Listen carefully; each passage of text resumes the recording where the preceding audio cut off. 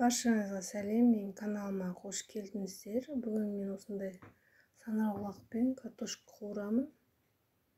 Жасалу жолын білгілеріңіз келсе, видеомды соңына дейін қараңыздар.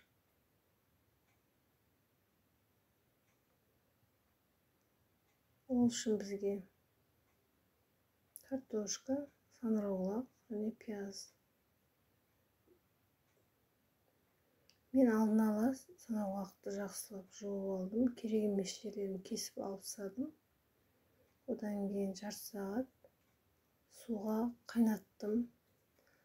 Міндетті түрде қайнату керек. Одан кейін сөйтіп жіңішке қылып турадым. Қызып тұрған майға бірінші санарғұлағымызды қуырамыз қызарғанша. Менде 2 килограммдай санарғұлақ. Санарғұлағымыз қуырып жатқан кезде картошкамызды турап аламыз. Достар, менің видеом ұнап жатса, лайк басып, каналыма жазылмаған болсаңдар, каналыма жазылып кетіңіздер.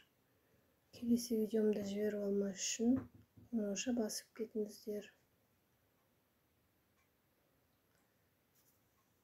Қуырып жатқан санарғұлағымызды үстіп арасында араластырып тұрамыз. Қақпағын жаппай қуырамыз. Қызарғанша қуырамыз.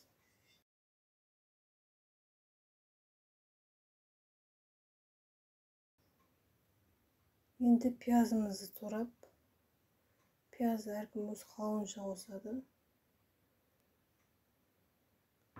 Пиязымызды турап, қуырып жатқан санарғұлақты үстіне салып, тағы бірге қуырамыз. Әбден жақсылап қуырып алу. Пияз салып қуырып алғаннан кейін су қосып кішкене қайнатып аламыз. Ол видеоға түспей қалды. Одан кейін картошкасын саламыз.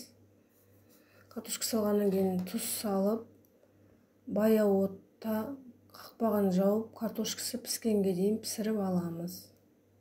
Міне біздің асымыз дайын болды. Мен видеомды соңына дейін қарағандарыңыз үшін рахмет. Сау болыңыздар.